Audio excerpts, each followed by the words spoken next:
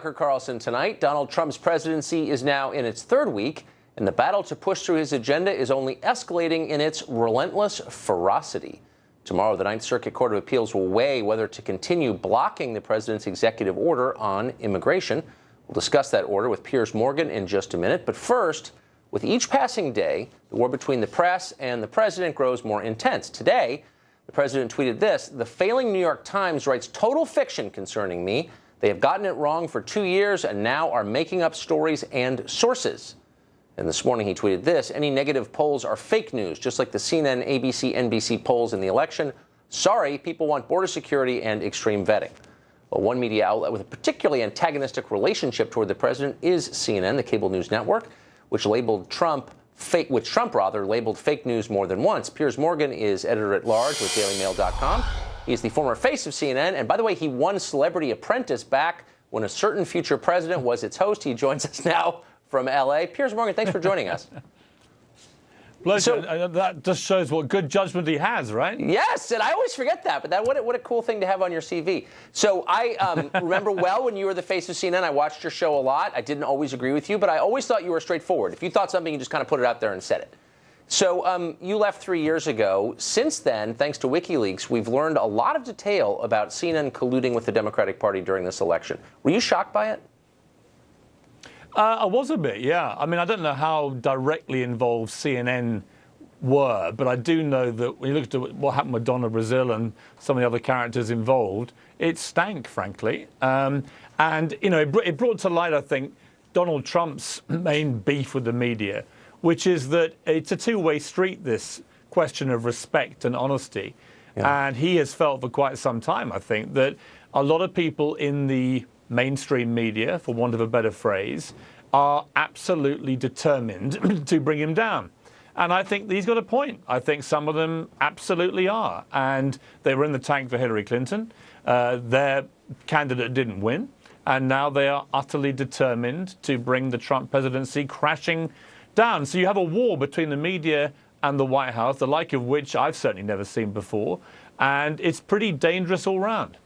So I think there's a difference, though, between having a perspective and stating it clearly, as you do, as I try to, and in a subterranean way that's cloaked from public view, coordinating with the political party. So we learned in WikiLeaks the Donna Brazil story, as you know, where she got the debate questions ahead of time. We also found out that the DNC research director was consulted by CNN for questions to ask Ted Cruz.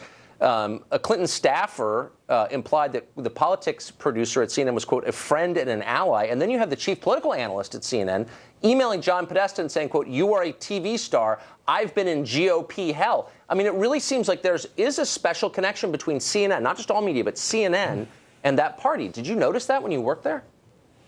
Well, to be honest, and to be fair to CNN, you know, I spent 4 years there. I think the vast majority of people that work at CNN, particularly the anchors, do have great integrity, and I don't think they would want to be party to any of this kind of stuff. But I definitely think there were people lower down the food chain, perhaps, who didn't have such scruples and who were absolutely, I think, determined that Trump wouldn't win. And bear in mind that the history of this, from the moment that Donald Trump decided to run, you know, he was, for about 4 or 5 months, the only gig in town. CNN and all the other networks were racing to give him as much airtime as they could possibly give him.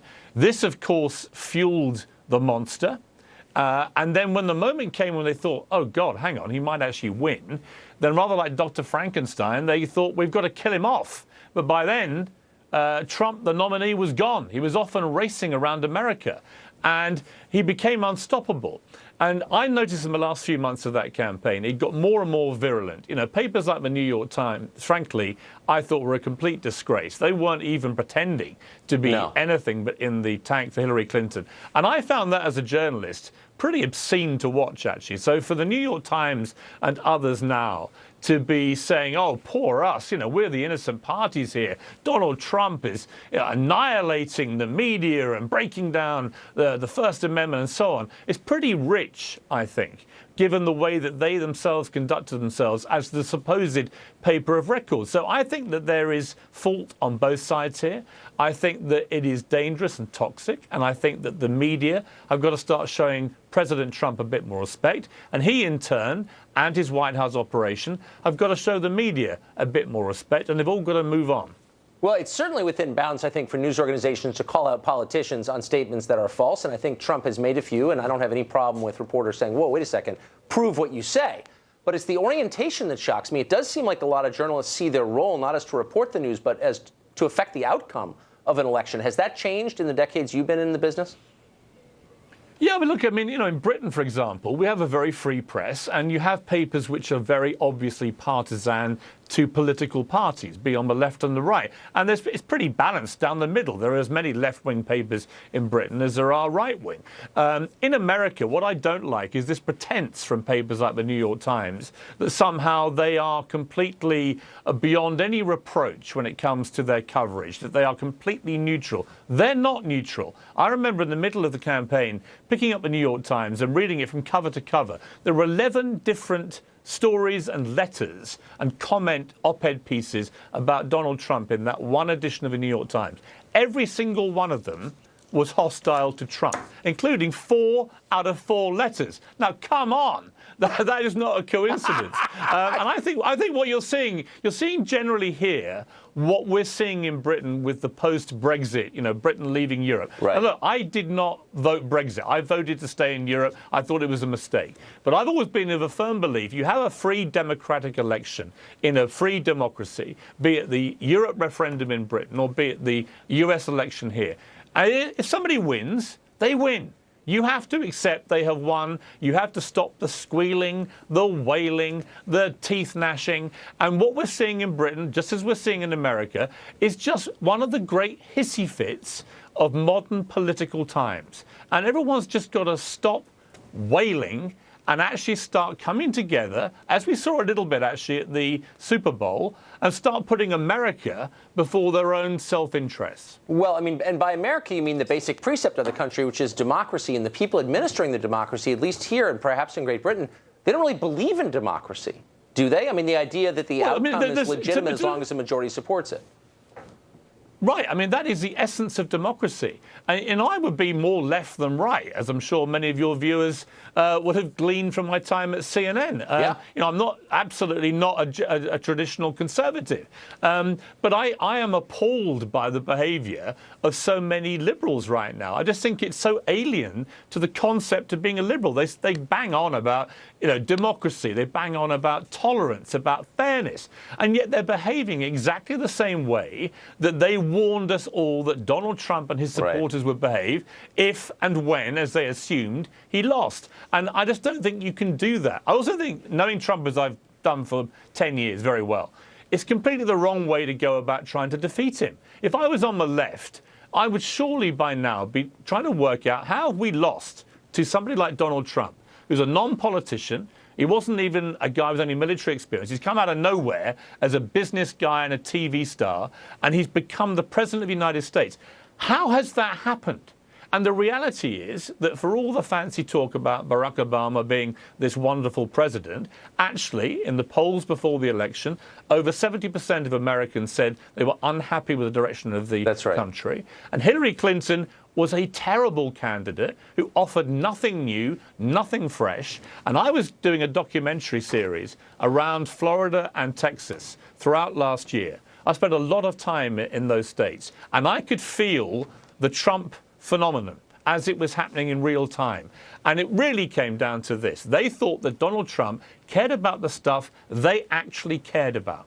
And that's how he managed to resonate. And he won. And he won fair and square. So my message to the left is, if you want to try and beat Donald Trump, then do it democratically and stop trying to delegitimize him. Stop trying to make every tweet, every statement, every comment he says the Armageddon of the world, and just try and apply some rational political common sense to defeating your opponent. We seek that every night on this show. So I think a lot of Americans look to Europe and the UK and they say, it's changed an awful lot in the past 40 years. I know this as a regular visitor to your country and others. And it hasn't gotten better. And part of the reason it hasn't gotten better is because of the immigration policies in Europe. Those countries are more divided, they're more dangerous, they're less happy, and they're poorer. I know you're against the president's executive orders on immigration, but how do we prevent what's happened in the UK and Sweden and Germany and France from happening here? Well, let me first of all say that I absolutely agree with Donald Trump that the threat from Islamic terrorism is very real and very dangerous. And he's quite right to cite what has happened in Paris twice, in Nice, in Brussels, as examples of where the massive amount of migration through Europe has created a lot of turmoil, a lot of unease, a lot of insecurity amongst the people, because no one's really quite sure who all these people are, where they're coming from, what their motivation is. So Donald Trump is absolutely right, I believe, to want to protect America as his #1 mission statement right now. And he's absolutely right to say that Islamic State presents a real and very dangerous threat to America. And he's absolutely right, thirdly, to look at what's happened in Europe and say, how do we avoid what has happened there, particularly in, say, Germany, with 1 million people being led into the country and then all hell breaking loose? How do we stop that coming to America? Where I disagree with him is just in the implementation of this ban, where it seemed to me perverse to not include countries like Saudi Arabia and Pakistan and Egypt and others which foment so much terrorism.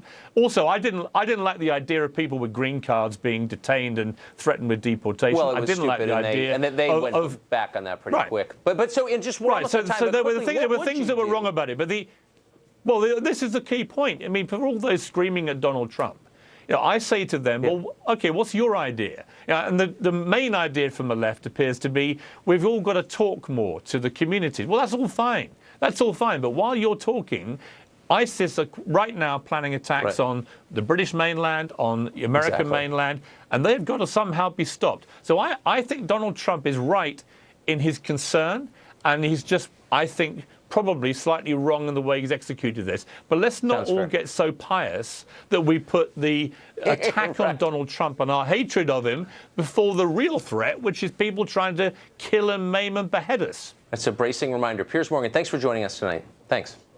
Pleasure. Well, the Trump White House is appealing the court ruling halting its executive order blocking the immigration and travel from 7 majority Muslim countries. The appeal will be heard tomorrow. That's in the Ninth Circuit Court of Appeals. For more